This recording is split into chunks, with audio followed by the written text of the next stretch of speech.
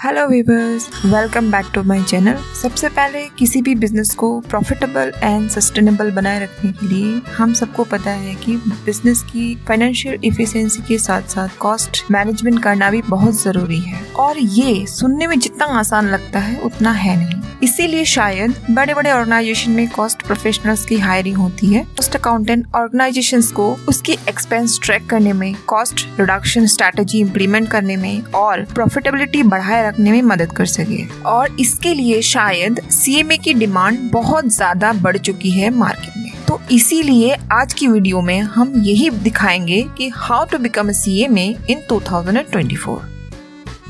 CMA की course detail, entry process, उसके course की स्ट्रक्चर, फीस कितना होता है और सैलरी, इसके बारे में डिस्कस करेंगे। फर्स्ट हम कोर्स डिटेल्स और एंट्री प्रोसेस के बारे में बताएंगे। अगर आपको सीएमए करना है तो उसके लिए एक ही इंस्टीट्यूट है, ICMAI यानी कॉस्ट अकाउंटेंट ऑफ इंडिया। अब बहुत सारे स्टूडेंट की क्वेश्चन ये हो सकता है कि सीएमए हम कौन से कॉलेज से करें या कर सकते हैं। तो मैं आपको दोबारा बता दूं कि सीएमए करने के लिए कोई कॉलेज नहीं होता। इसके लिए एक ही इंस्टीट्यूट है, वो है ICMAI, जो सीएमए की डिग्री प्रोवाइड कराती है। एक प्रोफेशनल बॉडी है और कॉस्ट एंड मैनेजमेंट अकाउंटिंग की फील्ड में प्रोफेशनल्स को ट्रेन एंड सर्टिफाइड करती है। अब सीएमए में 3 लेवल्स होते हैं। पहला फाउंडेशन, दूसरा इंटर और फाइनल, और उसके साथ साथ 3 साल की प्रैक्टिकल ट्रेनिंग भी करना होता है। कुल मिलाकर ये जो कोर्स है उसको कंप्लीट करने में 4 से 5 साल लग जाते हैं। अगर हम एंट्री प्रोसेस देखें तो 12th के बाद फाउंडेशन रूट से और ग्रेजुएशन के बाद डायरेक्ट एंट्री रूट से आप एडमिशन ले सकते हैं। अगर आप फाउंडेशन लेवल में एडमिशन लेना चाहते हैं तो 12th के बाद सीएमए में एडमिशन ले सकते हैं। उसके लिए आपको सबसे पहले सीएमए की फाउंडेशन में रजिस्ट्रेशन करना होगा, जो ICMAI की ऑफिशियल वेबसाइट में करना होगा। फाउंडेशन के लिए आप 10th पास करके भी फॉर्म भर सकते हैं, एडमिशन ले सकते हैं, लेकिन फाउंडेशन के एग्जाम आप तभी दे सकते हैं जब आप 12th आपने क्लियर कर लिया है या 12th की एग्जाम आपने दे चुका है। और दूसरा,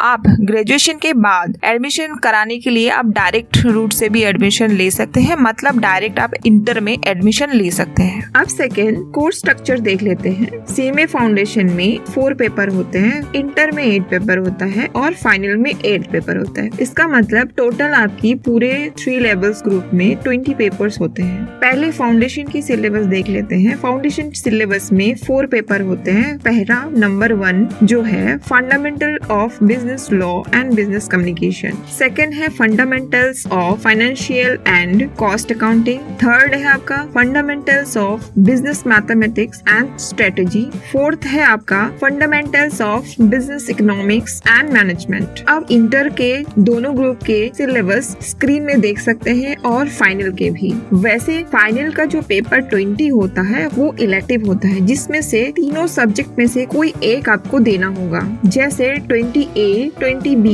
and 20C। 20A strategic performance management and business valuation है, 20B risk management in banking and insurance है and 20C entrepreneurship and startup है। और उसके साथ आपको 3 साल की प्रैक्टिकल ट्रेनिंग भी करनी होगी, जिसमें skill training, practical training, industrial oriented training, जिसको IOTP कहा जाता है। स्किल ट्रेनिंग आपको इंटर के बोथ ग्रुप क्लियर करने से पहले ही करना है, और ये आपको SAP finance power user training, Microsoft training, Cambridge university process skill training, filing की ट्रेनिंग दिया जाता है। इसको करवाने का मोटिव यही होता है कि आप जब जॉब के लिए जाओ तो आपके पास पूरी नॉलेज हो और आप अच्छे से परफॉर्मेंस कर सको। प्रैक्टिकल ट्रेनिंग आपको 3 साल के लिए करना है, जिसमें से 15 मंथ की ट्रेनिंग आपको फाइनल की रिजल्ट आने से पहले ही करना है। मतलब अगर आप 10 मंथ की ट्रेनिंग कंप्लीट कर लिए हैं और आप फाइनल का फर्स्ट ग्रुप का एग्जाम दे सकते हैं, लेकिन फाइनल सेकेंड ग्रुप से पहले आपको 15 मंथ की ट्रेनिंग कर लेनी होगा। ये ट्रेनिंग आप सीएमए फर्म के अंडर भी कर सकते हैं, लेकिन उस फर्म की एनुअल टर्नओवर 25 लाख से ज्यादा होना चाहिए। उसके अलावा आप central government, state government, semi government, public utilities, bank, insurance and other financial institution, public sector undertaking से भी ट्रेनिंग कर सकते हैं। एंड आपको इंडस्ट्रियल ओरिएंटेशन ट्रेनिंग प्रोग्राम भी करना होता है। ये 7 डेज का होता है और आपको CMA फाइनल में एडमिशन लेने के बाद और एग्जाम फॉर्म फिल करने से पहले करना होता है। अब CMA में नेक्स्ट फीस स्ट्रक्चर भी देख लेते हैं। जो CMA की इंस्टीट्यूट फीस लेती है वो है टोटल 3 ग्रुप मिलाकर वो है 53,000 विदाउट कोचिंग फीस। फाउंडेशन में 6,000, इंटर में 22,000, फाइनल में 25,000 होता है। अब अलग अलग कोचिंग सेंटर की फीस अलग अलग होती है, मैं वो एग्जैक्ट आपको बता नहीं सकती। लगभग आप मान के चलो कि 2 से 3 लाख की जरूरत होती है।